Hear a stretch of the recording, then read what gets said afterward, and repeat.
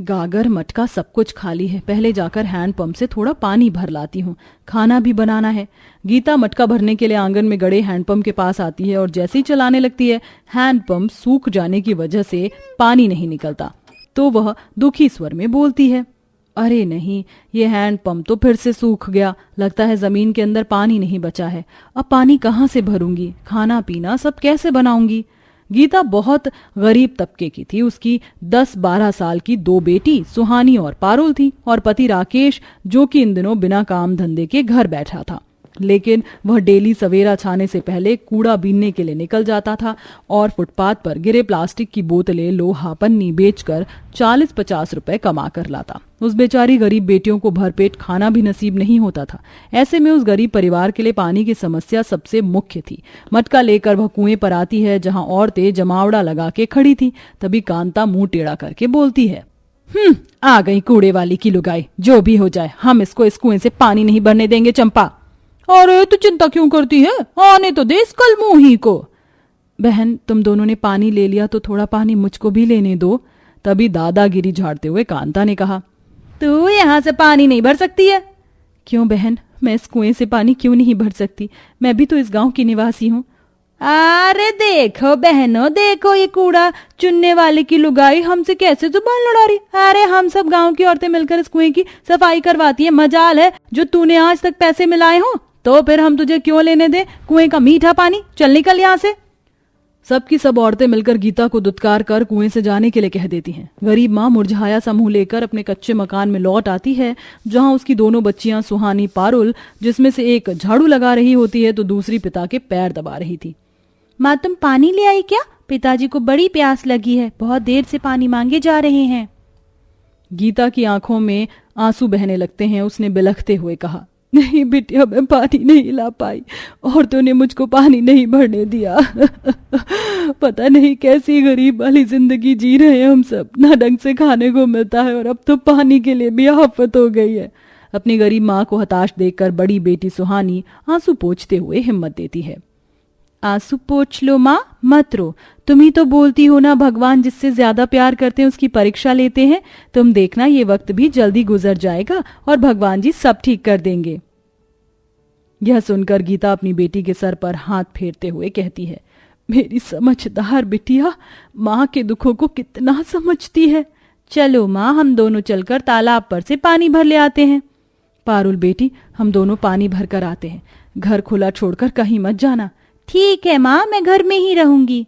दोनों माँ बेटी एक एक खाली मटका लेकर तालाब पर चली आती हैं। आसमान में चारों तरफ बरसती घटा छाई हुई थी और हल्के हल्के बारिश की बूंदें तालाब में पड़ रही थीं। साथ ही तालाब के ऊपर पानी पर मछलियां तैर रही होती हैं, जिससे पानी में से दुर्गंध भी आ रही थी।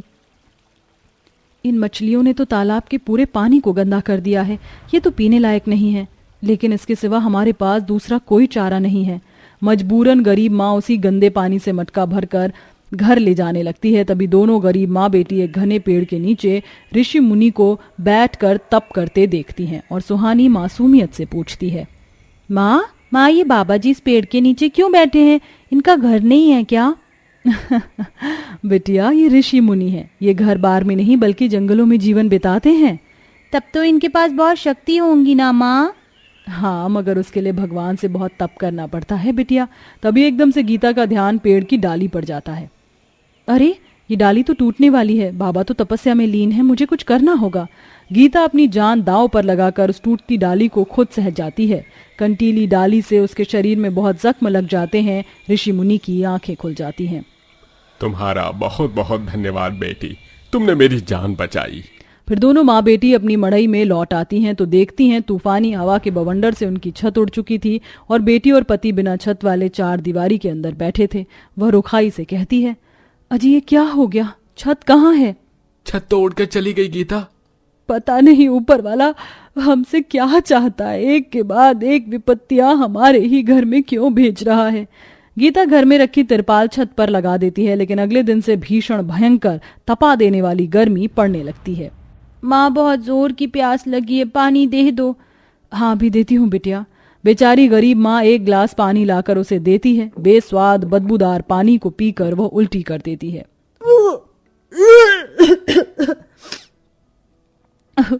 हे भगवान, मेरी बच्ची, तुझको क्या हो गया?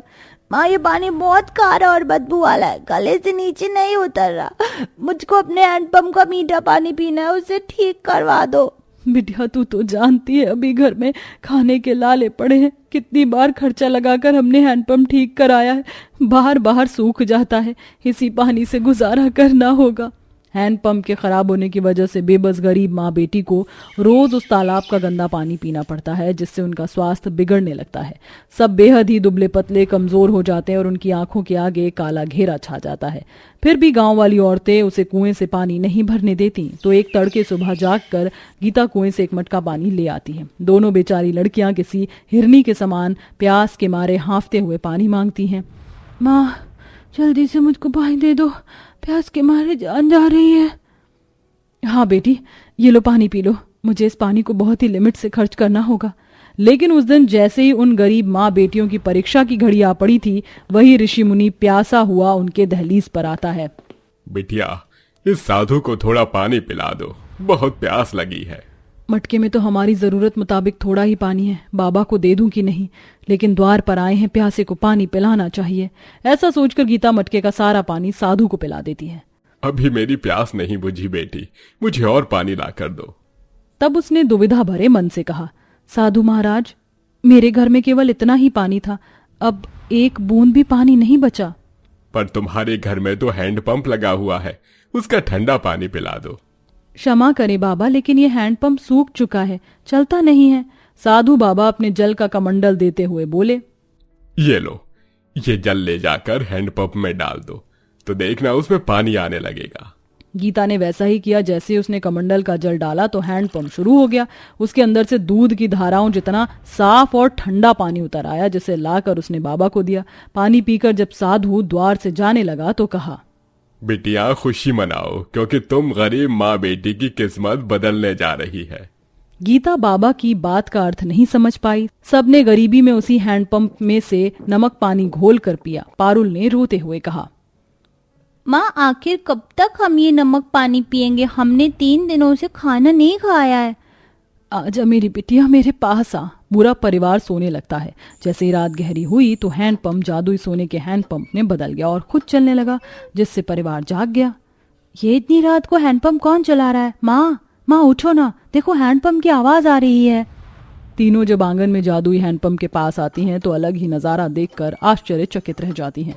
वो देखती हैं कि हैंडपंप के अंदर से पानी के बूंद के जैसे एक एक करके हीरा निकल रहा था।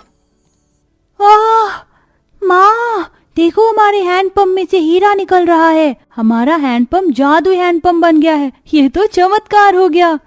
कहीं ये ख्वाब तो नहीं है? गरीब माँ बेटी जादुई हैंडपंप के एकदम पास आती हैं और उसे आजमाने के लिए खाना मांगती हैं। मुझको बहुत तेज की भूख लगी है। अगर तुम जादुई हैंडपंप हो तो अभी इसी वक्त लजीज लजीज खाना आ जाए। तभी जादुई हैंडपंप तेज चमचमाते हुए अपने आप चलने लगता और उसके अंदर से कई व्यंजनों से भरी खाने की थाली आ जाती है, जिसे देखकर पारुल का मुंह खुला का खुला रह जाता है। देखो माँ, मतलब कि हमारा हैंडपंप जादुई है। तभी हैंडपंप की आंख नाक होंठ बन गए और उसने जोर जोर से हंसते हुए कहा, प्यारी, समझ गई, मैं हूँ एक जादुई हैंडपंप। मांगो, तुम्हें जिस भी चीज की जरूरत हो मुझसे खुलकर मांगो, मैं उसे पूरा करूंगा। कुछ भी मांगने पर तुम हमें दोगे प्यारे हैंडपंप? बिल्कुल दूंगा। तब गीता ने जादुई सोना हैंडपंप से आर्थिक मदद की इच्छा जताई। जादुई हैंडपंप, मुझे थोड़े से पैसे दे दो।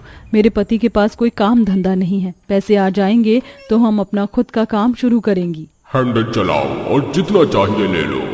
गीता जैसे जैसे हैंडल चलाती जाती है, हैंडपंप के अंदर से नोट ही नोट निकलने लगते हैं। फिर वो जैसे ही रुकने को बोलती है तो हैंडपंप रुक जाता है, जिससे कि वह अपने पति का काम खुलवाती है और उनकी गरीबी भरी जिंदगी पूरी तरह बदल जाती है। और अब वह अपने जादुई हैंडपंप का इस्तेमाल अपने लिए ना करके गरीब, लाचार, बेबस लोगों की भलाई के लिए करने लगती है। अगर दोस्तों आपको ये जादुई हैंडपंप मिल जाए तो आप सबसे पहली चीज क्या करेंगे उसके सोने से?